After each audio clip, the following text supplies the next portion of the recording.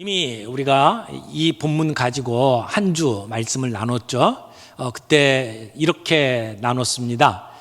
우리 기독교가 다른 종교와 다른 뚜렷하게 구별되는 것 하나가 있는데 그것은 고난을 어떻게 대하느냐라고 하는 것이라고 말씀을 드렸습니다. 우리 예수 믿는 사람들은 고난을 기쁨으로 생각한다. 기쁘게 여긴다. 그래서 우리가 고난이 다가올 때 기억해야 될 명령으로 두 가지를 정리를 했어요. 하나는 우리에게 불시험이 다가와도 이상하게 여기지 말아라. 이상하게 여기지 말아라. 놀라지 말아라. 두 번째, 이런 고난에 참여함을 즐거워하라. 왜? 우리가 예수님과 한 팀이라고 하는 것이 드러났기 때문에. 우리가 고난에 참여하는 것은 우리 그리스도의 고난에 참여하는 것이기 때문에 우리가 한 팀이다. 그러므로 즐거워하라. 우리가 고난을 받으면 주님과 더 가까이 다가가는 것이고, 그리고 우리의 고난을 통해서 우리는 하나님을 드러내게 돼 있어요. 그래서 고난이 우리에게는 복이다. 그렇게 말씀을 하고 있죠. 그러므로 우리는 우리에게 고난이 다가와도 그 이상하게 여기지 아니하고 오히려 기쁘게 여기며 하나님 앞에 즐거워해야 된다라고 하는 말씀을 나눴어요. 오늘은 그 뒤에 나오는 세 가지 교훈을 함께 살펴보려고 합니다. 첫 번째는 그 이름으로 하나님께 영광을 돌리라 하는 말씀입니다. 15절 말씀 보겠습니다. 15절, 너희 중에 누구든지 살인이나 도둑질이나 악행이나 남의 일을 간섭하는 자로 고난을 받지 말려니와. 제 앞부분에 여기 15절에서는 우리가 이런 걸로 인해서 고난을 받으면 안 된다, 그런 얘기예요. 어떻게 고난을 받으면 안 되느냐? 살인하고 도둑질하고 나쁜 짓 해서 고난을 당하면 안 된다는 거죠. 여러분, 심은 대로 거둔다라는 말이 있잖아요. 우리가 나쁜 짓을 하게 되면 거기에 대한 결과를 끌어안아야 합니다. 우리가 죄를 지어서 받는 벌은 자랑할 일이 아닙니다. 부끄러워해야 합니다. 우리가 고난을 받을 때 우리의 잘못으로, 우리의 죄로 말미암아 고난을 받게 된다면 우리는 부끄러워해야 되고 회개해야 합니다. 그러나 우리가 받는 고난이 예수 믿는 것 때문에, 우리가 가지고 있는 믿음과 가치관 때문에 일어나는 일이라면 우리는 부끄러워하지 말고 오히려 감사해야 된다라고 하는 이야기를 하는 겁니다. 그런데 여기 살인, 도둑질, 악행, 이것 때문에 어려운 일이 생기는 것은 이해가 가요. 그런데 여기 또 말을 붙였는데 뭐라고 이야기를 합니까? 남의 일을 간섭하는 자로 고난을 받지 말려니와, 이렇게 이야기를 하고 있죠. 그러니까 살인하고 도둑질하고 그런 것 때문에 나타나는 일들은 범법행위예요. 그것을 통해서 우리에게 어려운 일이 생기고 거기에 대한 형벌을 우리가 받는 것은 너무나 당연한 일이죠. 그런 고난들은 마땅히 우리 시민사회 속에서 일어나야 하는 일들이다, 이렇게 말할 수 있습니다. 그런데 남의 일을 간섭하는 자로 고난을 받지 말라? 이건 조금 흥미로운 그 이야기입니다.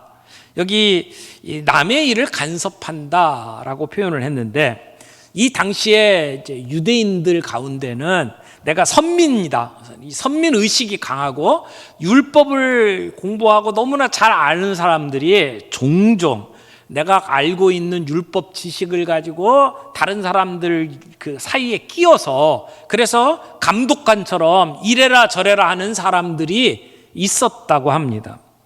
그러니까 오늘날로 이야기하면 내가 가지고 있는 성경 지식, 이런 것을 가지고 사람들에게 사사건건 이러면 안 된다, 저래야 된다, 이렇게 끼어드는 사람을 이야기를 하는 거죠. 그렇게 되면 교회 안에 화합이 깨어지고 그리고 평화가 사라지게 됩니다. 남의 일을 간섭하는 것은 내가 해야 될 일을 뛰어넘는 거죠. 내게 주신 소명이 있는데 그 소명을 뛰어넘어서 다른 사람들 걸 자꾸 간섭하게 되면, 그러면 어려움이 생길 수 있다라는 것입니다. 여러분, 우리는 서로의 다름을 인정해야 합니다. 우리가 예수 믿고 살아가는 삶이 똑같을 수가 없어요. 내가 생각하고 내가 좋아하는 방식이 있어요. 그러나 모든 사람이 나와 똑같은 방식으로 살아갈 이유는 없어요. 교회 안에서는 이런 다름을 인정해야 합니다. 그래서 서로 존중하고 서로 격려하는 것이 필요하죠. 남의 일에 주제넘게 간섭하는 것, 그것으로 인해서 어려움을 겪게 되는 것, 그런 고난은 피하라고 이야기를 하는 거죠. 그렇게 당하는 일들을 가지고 내가 주님을 위해서 고난받는다 그렇게 말하지 말아라, 그런 얘기입니다. 내가 누구고 주님이 내게 주신 소명이 무엇인지를 제대로 아는 게 필요합니다. 그러면 우리가 낄 때 또 안 낄 때 구별할 수 있죠. 요즘 말 줄여가지고 낄 빠빠 이런 말 하잖아요.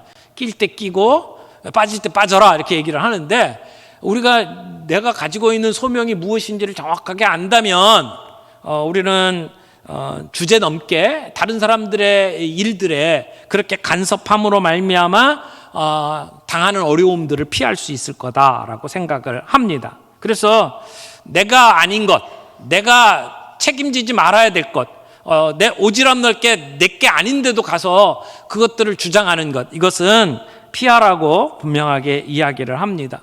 남을 바라보면서 평가할 그 잣대를 가지고 나를 바라보면, 그러면 다른 사람들이 가지고 있는 허물은 사실은 아주 조그마한 일들일 수 있어요. 내가 더 큰 문제들이 있다는 것을 알게 된다는 것이죠. 그러므로 우리에게 고난이 다가올 때에 나를 성찰할 필요가 있습니다. 내가 받는 이 고난이 내가 잘못한 그 죄로 말미암아 내가 당하는 일이냐, 아니면 내가 선을 행했는데도 내게 주어지는 것이냐, 우리는 자신을 성찰해 볼 필요가 있다고 생각을 합니다. 그래서 내가 잘못해서 이루어지는 고난을 가지고 합리화시키지 말고, 그런 고난이 우리에게 있게 될 때는 도리어 우리는 부끄러워해야 되고 회개해야 된다고 믿습니다. 그런데 16절에 보면 이렇게 이야기합니다. 만일 그리스도인으로 고난을 받으면 부끄러워하지 말고, 아까 15절에 나오는 그런 고난은 부끄러워해야 된다는 거죠. 그런데 만약 우리가 그리스도인으로 고난을 받으면, 선을 행하다가 고난을 받으면 부끄러워하지 말고 도리어 그 이름으로 하나님께 영광을 돌리라 말씀을 합니다. 우리의 신앙 때문에 우리가 업신여김을 당하고 우리의 믿음과 가치관 때문에 사람들에게 비난을 받는다면 부끄러워하지 말아라, 기죽지 말아라, 당당하라, 그렇게 말씀을 하고 있는 겁니다. 세상 사람들은 예수 믿는 사람들을 지켜보고 있습니다. 시험합니다. 우리에게 온갖 것들을 다 이렇게 던져서 테스트해 봅니다. 저 사람이 가지고 있는 믿음이 진짜일까? 아닐까? 때로는 우리들을 협박하기도 하고, 때로는 우리들을 왕따시키기도 하고, 우리를 비난하기도 하고 조롱합니다. 그래서 우리가 어떻게 반응하는지를 지켜보고 있습니다. 근데 우리의 반응이 그리스도인답지 않으면 그 사람들은 판단합니다. 너는 가짜야, 너는 짝퉁이야. 우리의 진짜 믿음이 이 진짜인지 아닌지를 그들은 파악한다는 겁니다. 사랑하는 성도 여러분, 우리의 말하는 것과 행동하는 것이 일치합니까? 내가 믿는다고 말하는 것이 정말 내 안에서부터 믿어지는 이야기입니까? 세상이 우리에게 그런 검증을 할 때에 진정한 우리의 믿음을 드러낼 수 있는 저와 여러분들이 되기를 바랍니다. 그래서 이런 도전들을 만날 때에 우리의 신앙을 부끄럽게 여기지 아니하고 당당하게 우리의 믿음을 드러낼 수 있는 저와 여러분들이 되기를 바랍니다. 우리가 받는 고난 때문에 하나님께 영광을 돌리는 사람들이 있습니다. 극심한 고통 중에서도 우리가 흔들리지 아니하고 주님을 찬양하고 감사하는 태도로 살아갈 때에 사람들은 우리의 모습을 보면서 도대체 저 사람들이 믿는 예수가 누구길래 저 사람이 저렇게 될까? 궁금해할 겁니다. 이 16절에 만일 그리스도인으로 고난을 받으면, 그럴 때 이 그리스도인이라는 단어가 나오는데, 이 성경에 그리스도인이라고 하는 단어가 딱 3번 나옵니다. 2번은 사도행전에 나오고 하나가 오늘 본문에 나오는 겁니다. 사도행전 11장 26절에 보면 이렇게 이야기를 합니다. 만남에 안디옥에 데리고 와서 둘이 교회에 1년간 모여 있어 큰 무리를 가르쳤고, 제자들이 안디옥에서 비로소 그리스도인이라 일컬음을 받게 되었더라. 여기 그리스도인이라고 일컬음을 받았다. 그러니까 그리스도인이라는 것은 우리가 만든 이름이 아니에요. 안 믿는 사람들이 예수 믿는 사람들을 보고 저 사람들 예수쟁이야 이렇게 이야기하면서 붙인 이름이 그리스도인이라는 이름입니다. 그 사람들이 모이기만 하면 예수 얘기를 하는 거예요. 그리스도에 관한 이야기를 하는 거예요. 그리스도의 사랑을 이야기해요. 그분의 이름을 가지고 선행을 베풀어요. 그러니까 사람들이 보고 저 사람들은 그리스도인이야 라고 이야기를 했다는 것이죠. 사도행전 26장 28절에 보면 사도 바울이 재판을 받는데 아그리빠 왕한테 그렇게 얘기합니다. 당신도 나와 같이 되기를 바랍니다. 그 얘기를 듣고 아그리빠가 이렇게 얘기하죠. 28절, 아그리빠가 바울에게 이르되 내가 적은 말로 나를 권하여 그리스도인이 되게 하려 하는도다. 여기에 그리스도인이라는 말이 또 나오죠. 이 말이 쓰여졌을 때에 그리스도인이라는 말은 아주 경멸하는 듯한 분위기의 말이었습니다. 이렇게 깔보고 업신여기면서 부르는 말이에요. 저 사람들은 어디 출신이야? 막 이렇게 비웃을 때 사용하는 것처럼 저 사람들 그리스도인이야 라고 이야기를 했던 거죠. 지금 우리는 그런 의미로 이 그리스도인이라는 칭호가 사용되지는 않습니다. 근데 오늘 우리에게 그리스도인이기 때문에 내가 어려움을 당하고 고난을 당한다면 그것은 부끄러워할 일이 아니다. 오히려 기뻐하라. 이렇게 이야기를 하고 있습니다. 예수 믿는 사람으로서 내 자신을 부끄러워하고 숨기는 것, 그런 모습은 사실은 베드로의 뼈아픈 자기 고백이에요. 베드로는 자기가 예수님을 따라다니면서 예수의 제자로서 당할 고난이 두려워서 예수님을 모른다고 부인했던 사람입니다. 예수님 재판받으러 가실 때에 그 뒤를 따라가기는 했지만 사람들이 저 사람 예수 한패다라고 하는 그 손가락질, 그리고 그것으로 인해서 일어날 고난이 두려워서 자기는 예수 모른다고 부인했던 사람입니다. 예수님의 수제자라면 예수님이 수치를 당하는 그 자리에 함께 서 있어야 되는데 베드로는 그렇지 못했다는 것 아닙니까? 그래서 고난을 부끄러워하다가 더 큰 부끄러움을 당했던 자기의 경험을 가지고 지금 고난을 당하고 있는 성도들에게 베드로가 이야기를 하는 겁니다. 그리스도인으로서 당하는 고난이 있다면 부끄러워하지 말아라. 도리어 그 이름을 가지고 하나님께 영광을 돌리라 라고 이야기를 합니다. 여기 하나님께 영광을 돌리는 것은 어떤 의미일까요? 내가 고난당하는 그러한 삶 속에 있음으로 말미암아 사람들이 하나님을 발견할 수 있도록 도와라. 그래서 마치 제사장처럼 사람들에게 하나님을 보여주는 삶을 살아라. 그렇게 이야기를 하는 거죠. 우리가 세상을 살면서 의를 위해서 핍박받고 그리고 바른 가치관을 위해서 고난을 당할 때에 사람들은 우리의 삶을 유심히 지켜보다가 처음에는 이해를 못할 거예요. 우리가 시간을 투자하고 재물을 투자하면서 예수 믿는 우리의 삶을 보면 사람들이 보기에 저 사람들은 왜 저렇게 살까? 이해가 가지 않을 거예요. 그러나 우리의 삶을 지켜보다가 그들이 야, 정말 하나님 살아계시구나. 하나님 살아계시는 게 맞네. 이렇게 고백할 수 있는 우리의 삶이 되라고 이야기를 하는 거죠. 우리의 믿음, 우리의 가치관을 부끄러워하지 않기를 바랍니다. 세상에서 그 믿음을 드러내며 살아갈 때에 그들이 우리의 모습을 보면서 하나님을 발견하고 하나님께 영광을 돌릴 수 있는 일에 쓰임받는 우리의 인생이 되기를 바랍니다. 우리 교회 안에 봉사하는 여러 곳이 있지만 여러분 순모임을 이끌어가는 순장의 예를 한번 들어볼까요? 순장으로 우리 순원들을 돌보며 섬기는 일이 쉬운 일이 아니에요. 어떻게 보면 편하게 살 수 있는데도 불구하고 편함을 다 저당 잡히면서 살아가는 삶 아닙니까? 주말 어떻게 보면 많은 사람들이 요즘에 뭐 캠핑도 가고 차박도 하고 휴가도 즐기는데 순장을 하면 그런 일을 할 수가 없잖아요. 시간을 많이 사용을 해야 됩니다.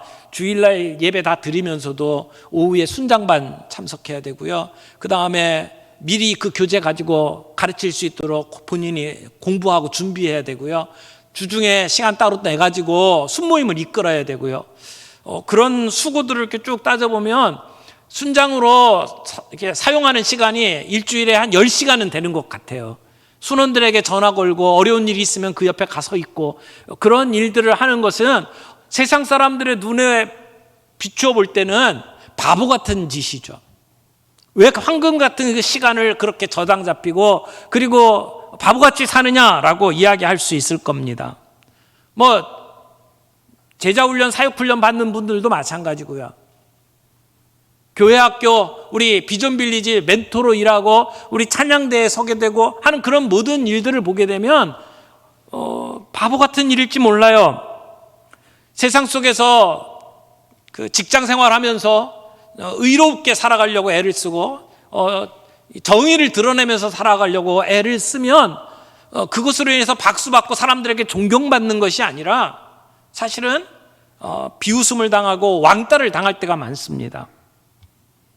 여러분, 예수 믿고 믿음을 가지고 살아가면 모든 일이 잘 된다. 그건 잘못된 가르침이에요. 어떤 사람들은 예수 믿고 신앙생활하면 지금까지 안 되던 일도 잘 되고 그리고 우리가 원하는 건 뭐든지 다 가질 수 있다. 이런 식으로 가르치는 분들이 종종 있는데요.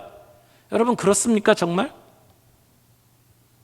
제가 대학교 처음 딱 들어갔을 때 만났던 친구 하나가 그런 가르침 속에서 자란 친구였어요. 그래가지고 무슨 얘기를 하다가 저에게 이런 얘기를 하더라고요. 예수 믿고 3년 내에 부자가 안 되면 그거 예수 잘못 믿은 거다. 여러분, 정말 그렇습니까? 여기 베드로가 오늘 우리에게 뭐라고 이야기합니까?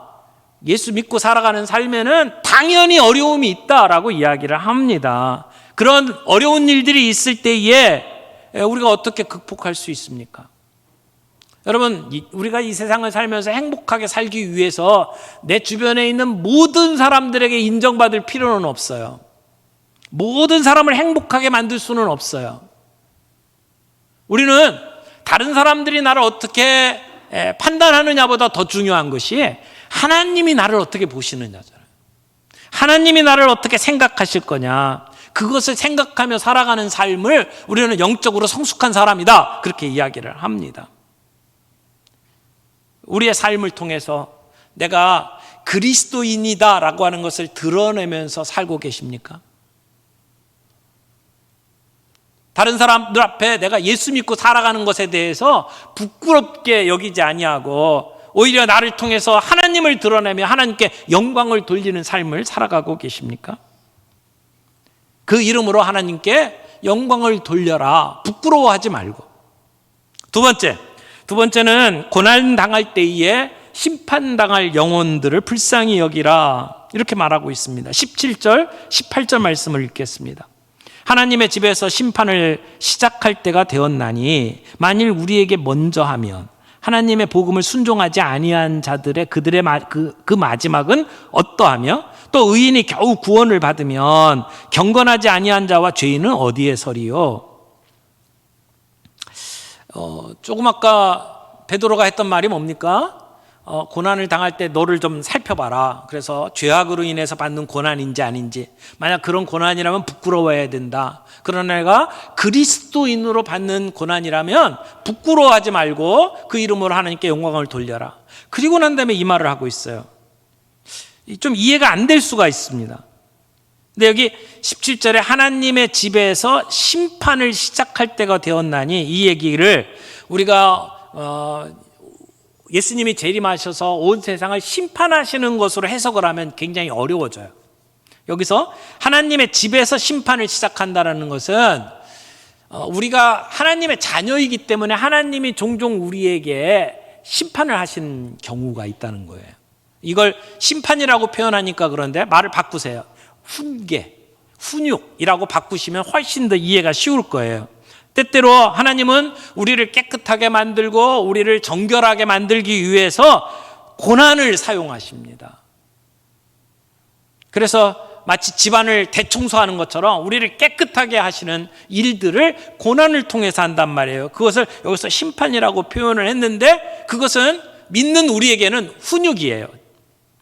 성경에는 우리가 잘못한 일을 이렇게 훈계하기 위해서 어려움을 주시는 경우도 있지만 때로는 우리를 운동선수들이 이렇게 훈련을 하는 것처럼 긍정적인 면에서 훈련을 하시는 경우도 있죠. 그래서 부정적인 훈육의 개념으로는 히브리서 12장 11절 말씀에 나옵니다. 무릇 징계가 당시에는 즐거워 보이지 않고 슬퍼 보이나 후에 그로 말미암아 연단받은 자들은 의와 평강의 열매를 맺느니라. 여기 징계라고 나오죠. 이게 심판이고 이게 훈육이에요. 우리가 예수 믿는 사람들, 하나님의 자녀이기 때문에 우리가 잘못한 것에 대해서는 이런 징계를 받아요. 그러나 그 징계는 결국은 의와 평강의 열매로 우리에게 맺혀질 거라는 거죠. 그런가 하면 디모데전서 4장 7절 말씀을 봅니다. 망령되고 허탄한 신화를 버리고 경건에 이르도록 내 자신을 연단하라. 여러분, 우리가 운동선수들이 금메달을 따기 위해서 근육 운동을 하고 굉장히 힘든 땀을 뻘뻘 흘리면서 힘든 운동들을 하잖아요. 그것은 여기서 이야기하고 있는 연단이라고 말할 수 있어요. 네, 하나님께서는 이러한 힘든 일들을 통해서 우리를 더 강건하게 만드시고 더 성숙하게 만드시고 우리에게 의와 평강의 열매를 맺도록 만드신다는 것입니다. 왜요? 하나님은 우리의 인생에 관심을 가지고 계시기 때문에. 그런데 우리가 편안해지는 것에 관심 갖는 것이 아니고 우리가 예수님 닮은 인격을 갖는 데 관심을 가지셔요. 그래서 우리 아름다운 예수님의 모습으로 닮아갈 수 있도록 하기 위해서 때때로 이런 고난들을 사용하신다는 거예요. 근데 그런 심판, 그런 고난, 그런 훈육과 관계해서 본문이 우리에게 들려주는 말씀이 무엇입니까? 다시 한번 보세요. 17절. 하나님의 집에서 심판을 시작할 때가 되었나니, 이것은 때에 따라서 하나님이 우리를 훈육하신다는 말이에요. 그렇다면 만일 그렇게 우리에게 먼저 하면 그 다음에 하나님의 복음을 순종하지 아니하는 자들의 마지막은 어떠하겠느냐? 여러분, 무슨 얘기예요? 믿지 아니하는 사람들의 마지막 심판은 어떠하겠느냐? 우리가 때로는 불같은 시험을 만나서 힘든 시간을 보내지만 그러나 마지막 때에 믿지 아니하는 자들이 받는 심판은 이런 것 정도가 아니라는 거예요. 끔찍할 거라는 거죠. 그러면 어떻게 해야 돼요? 그들을 향하여 불쌍한 마음을 갖는 것이 당연하겠죠. 지금 우리가 당하는 이러한 어려움도 힘든데, 근데 믿지 아니함으로 말미암아 그들이 마지막 날 당할 심판을 생각하면 우리가 불쌍히 여길 수밖에 없지 않느냐. 오늘 사도 베드로는 잃어버린 영혼들을 향한 그 뜨거운 마음을 가지고 그들에게 이야기를 하는 겁니다. 고난 속에서도 그들을 불쌍히 여기고 그들에게 심판받지 않도록 복음을 드러내는 삶을 살아가야 된다라고 이야기를 하는 겁니다. 바울과 실라가 감옥에 갇혀 있을 때 지진이 나면서 옥문이 열렸잖아요.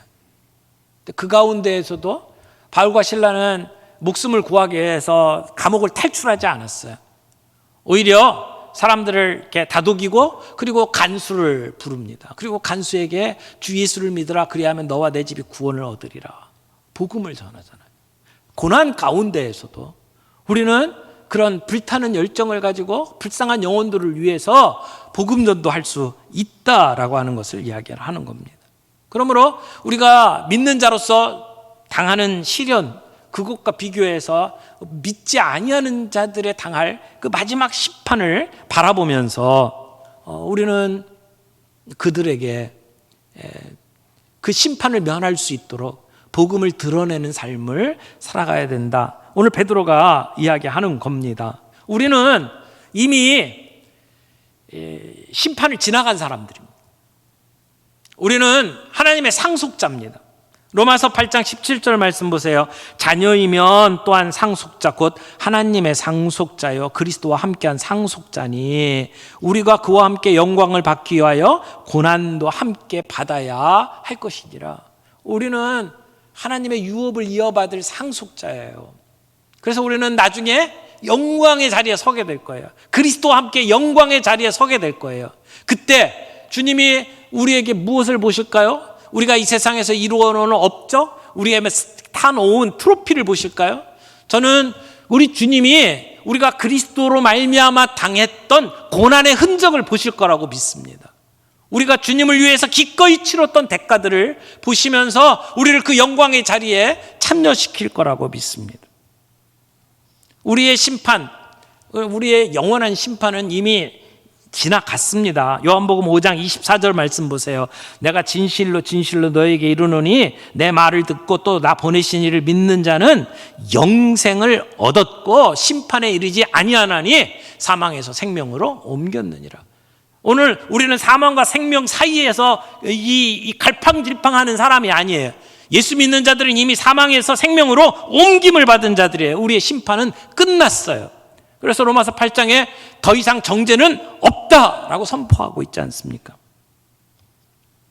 그러므로 오늘 우리는 하나님의 구원을 얻은 자로서 그 멸망당할 영혼들을 바라보면서 불쌍히 여기는 마음을 가져야 된다는 것입니다. 세 번째, 신실하신 하나님께 계속 충성하십시오. 여기 19절 말씀에 이렇게 이야기하죠. 그러므로 하나님의 뜻대로 고난받는 자들은 또한 선을 행하는 가운데 그 영혼을 미쁘신 창조주께 의탁할지어다. 아멘. 여러분, 내가 잘못해서 받는 고난이 아니라, 살인하고 도적질해서 악행을 저질러서 받는 고난이 아니라 하나님의 뜻대로 행하다가 고난을 받는 자들은 그 선을 행하는 가운데 영혼을 미쁘신 우리 창조주께 맡겨라, 의탁해라. 여기 미쁘신 하나님이라고 표현하죠. 미쁘신 창조주. 미쁘다. 이게 무슨 말일까요? 이 세상에서 잘 사용하지 않는 단어죠. 예수 믿는 사람들은 많이 알아요. 그렇죠? 미쁘다, 이쁘다 그런 말이 아니고 신실하다 그런 말이죠. 신실하다. 신실하신 하나님. 오늘 그 신실하신 하나님께 우리의 영혼을 의탁하라 이야기를 하는 겁니다. 여러분, 우리의 삶이, 예수 믿고 살아가는 삶이 때때로는 힘들고 어려운 고난이 있다 할지라도 그 고난을 받는 것이 하나님의 뜻이라고 이야기를 합니다. 그리고 신실하신 그 하나님께 우리의 모든 문제, 그 영혼을 맡기라.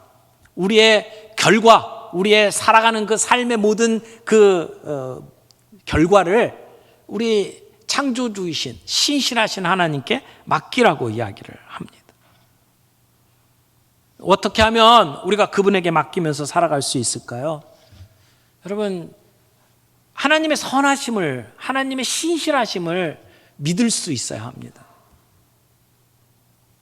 다윗이 골리앗 앞에 설 때에 그의 일상생활 속에서 하나님의 신실하심을 경험했잖아요. 양떼를 지키며 그 맹수들과 싸울 때에도 하나님이 지켜주셨던 신실하신 주님을 믿었기 때문에 그 무시무시한 골리앗 앞에 당당하게 설 수 있었잖아요. 내 일상생활 속에서 하나님의 선하심을 경험하고 믿으면 우리는 그 고난 속에서도 당당히 설 수 있다는 것입니다. 그 선하신 하나님을 우리가 경험하고 맛보아 알 수 있기를 바랍니다. 여기 지금 베드로 시대에 이 고난을 눈앞에 둔 사람들은 그냥 단지 우리가 요즘 예수 믿는 것 때문에 겪는 조롱 정도가 아니에요. 목숨을 잃을 수 있는 상황이에요. 여기 영혼이라고 하는 것은 목숨까지 이야기하는 거거든요. 그런 목숨이 그 간당간당한 그러한 상황 속에 있는 그 사람들에게 너희의 영혼을 주님께 맡기라고 이야기를 하는 겁니다. 비록 예수 믿는 것 때문에 죽음을 당한다 할지라도 너희의 영혼을 신실하신, 미쁘신, 그래서 결과를 결국은 복으로 만들어 주실 그 하나님께 맡기라고 이야기를 하는 겁니다.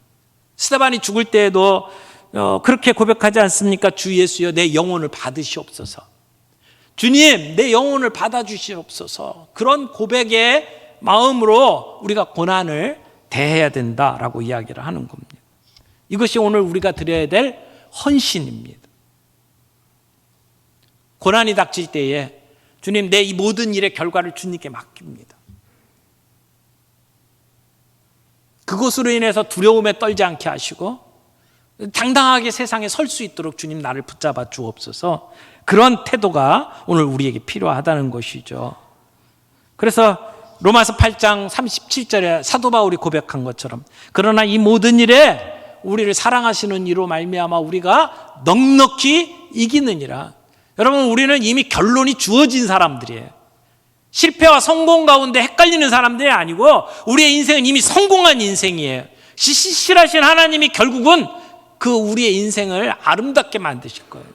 그 일로 말미암아 놀라운 열매가 있도록 만드실 거예요. 주님 앞에 우리의 영혼을 맡겨라. 요즘에 우리가 열왕기상 큐티 하잖아요. 지난주 수요일 날 큐티 본문이 오바댜 이야기였어요.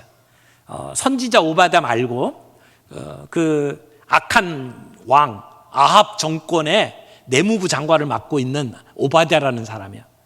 여러분 생각해 보세요. 그 사악한 정권 아닙니까?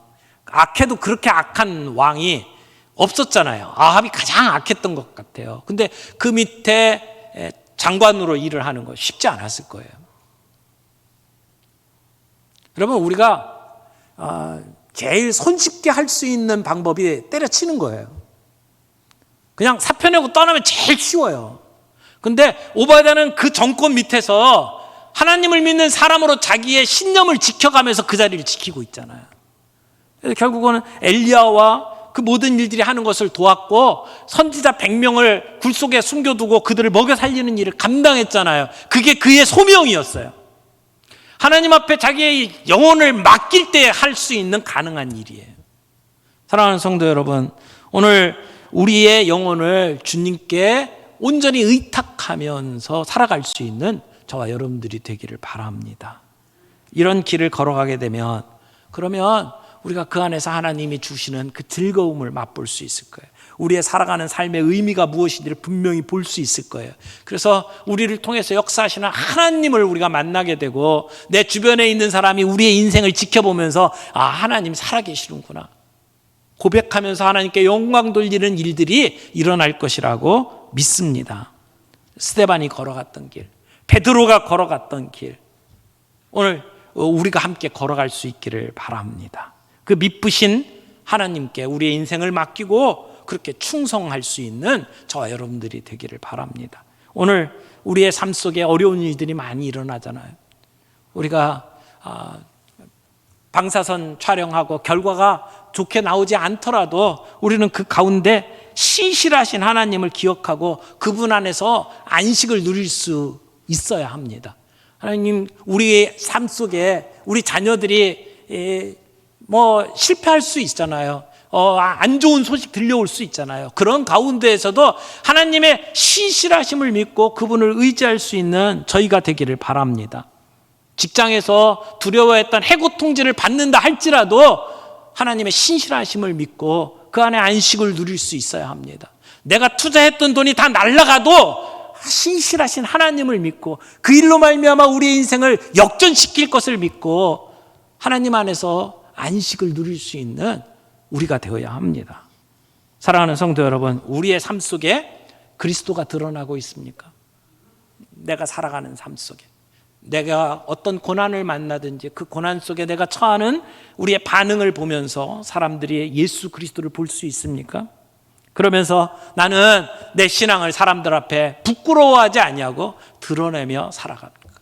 오늘 그리스도인이라고 하는 이름을 가지고 하나님 앞에 영광을 돌릴 수 있는 저와 여러분들이 되기를 바랍니다.